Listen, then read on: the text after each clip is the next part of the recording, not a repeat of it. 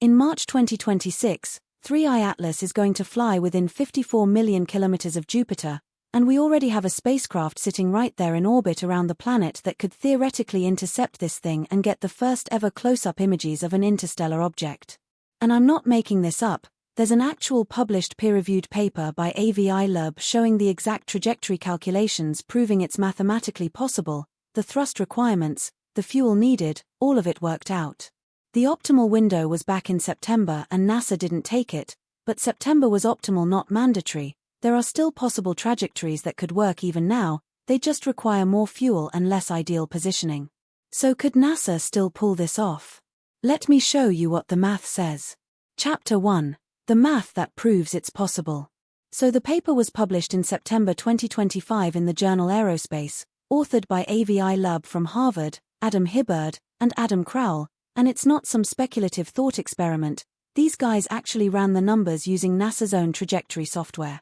They use something called OITS, which stands for Optimum Interplanetary Trajectory Software, plus SPICE, which is NASA's standard toolkit for calculating spacecraft positions, plus Rebound for simulating orbital mechanics, and they modeled exactly what Juno would need to do to intercept 3I-ATLAS at its closest approach to Jupiter. And here's what they found.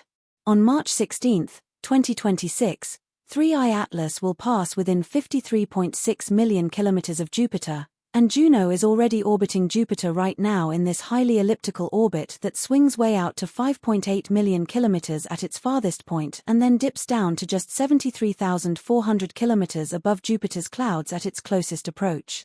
And the cool thing about this orbit is that Juno is basically teetering on the edge of escape velocity, meaning it wouldn't take much of a push to break free from Jupiter's gravity entirely. The maneuver they calculated is called a Jupiter-Oberth maneuver, and it works like this.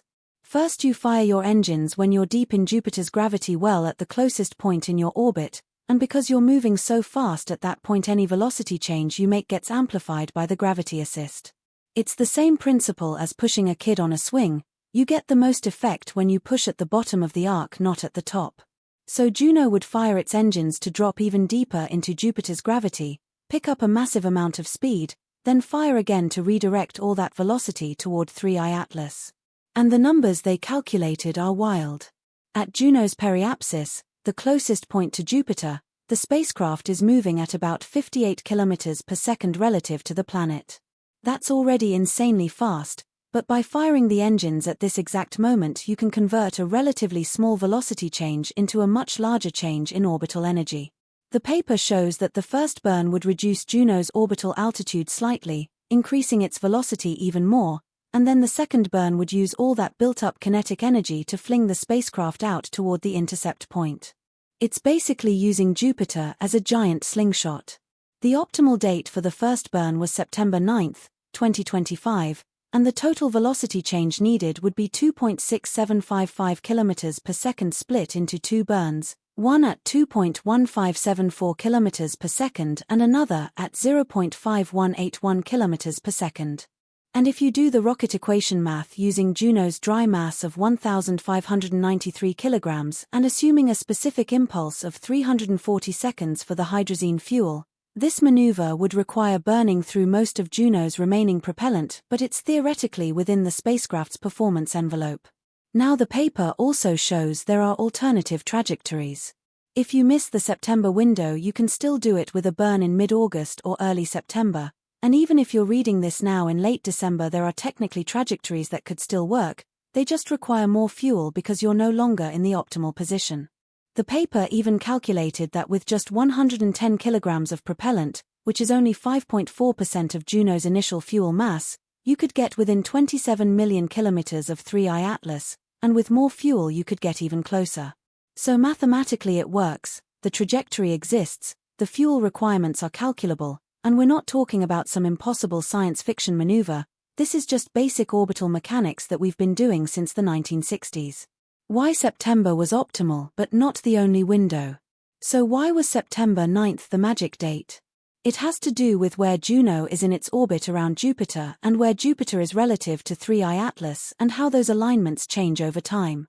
The closer you are to the optimal alignment, the less fuel you need to burn, and September 9 was the sweet spot where everything lined up perfectly. But here's the thing, Optimal doesn't mean mandatory.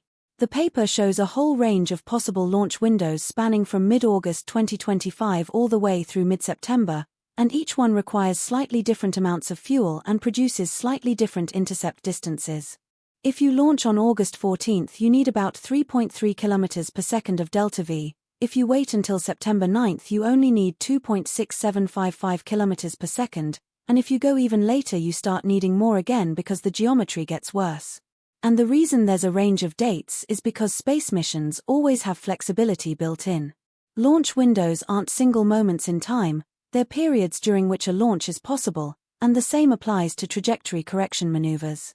As long as you're within a certain time frame, you can adjust the thrust magnitude and direction to compensate for non-optimal timing.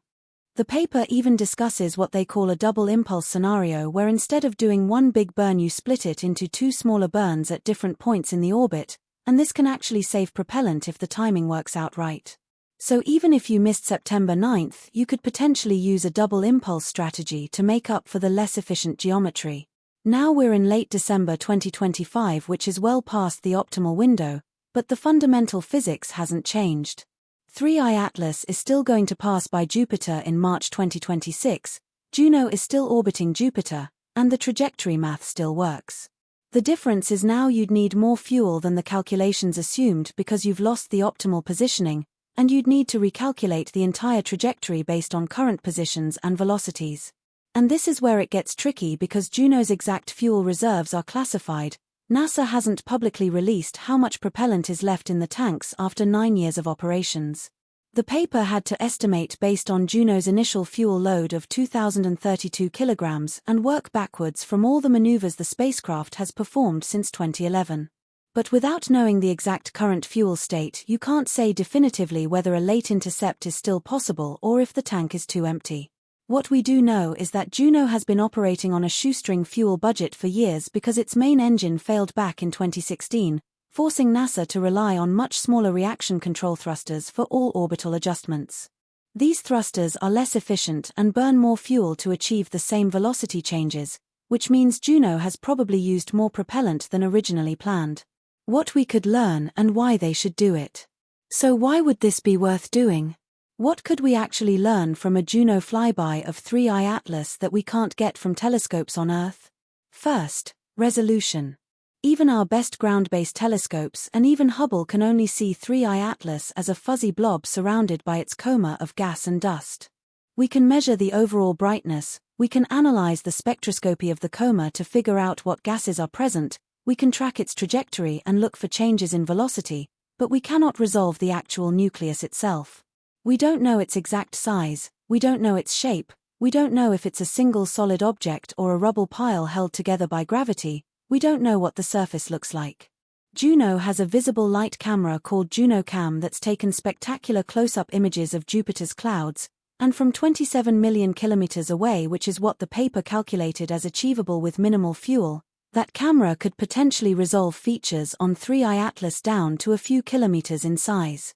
Not enough to see surface details but enough to determine if it's elongated like 1I Oumuamua or roughly spherical, enough to see if there are distinct bright and dark regions suggesting compositional differences, enough to count how many pieces it's made of if it's fragmenting. Second, Juno has instruments that can probe the visible. The microwave radiometer can measure thermal emission from the nucleus and tell us about subsurface temperature. The infrared spectrometer can identify specific minerals and ices on the surface. The ultraviolet spectrograph can analyze the composition of gases in the coma with much higher sensitivity than Earth-based UV telescopes. These aren't just prettier pictures, these are fundamentally different types of data that reveal physical properties we cannot measure from Earth. Third, Juno could detect things that aren't emitting light. The magnetometer could search for magnetic fields which would tell us about the object's internal structure and composition. The energetic particle detector could look for charged particles being released by the comet which might indicate active venting or even electrical activity. The radio and plasma wave instrument could search for any electromagnetic emissions. And if 3I-ATLAS were somehow technological rather than natural, these are exactly the kinds of signatures you'd want to look for. Fourth, we could measure the mass. By tracking how Juno's trajectory gets perturbed by 3I-ATLAS's gravity during the flyby, Even from tens of millions of kilometers away, you can calculate the gravitational pull and therefore the mass of the object. Combined with size estimates from imaging, this gives you density, and density tells you what it's made of. Is it a loosely packed rubble pile with density less than water? Is it solid ice with density around 0.9 grams per cubic centimeter? Is it rock with density over 2? Is it metal with density over 7? This is information we absolutely cannot get from telescopes. And fifth, this is a once-in-a-lifetime opportunity. We've only ever identified 3 confirmed interstellar objects. 1 Oumuamua showed up in 2017 and we didn't spot it until it was already leaving. 2 Borisov appeared in 2019 and we got decent telescope observations but no spacecraft data, and now 3I-ATLAS. The next interstellar object might not show up for another decade, and when it does there's no guarantee we'll have a spacecraft in the right place at the right time to intercept it.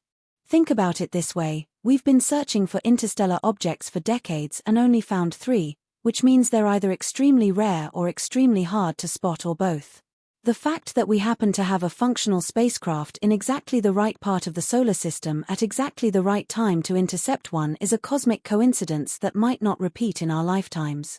Juno wasn't designed for this mission, it wasn't built to chase comets, it just happens to be in the right orbit at the right moment. Please like and subscribe channel.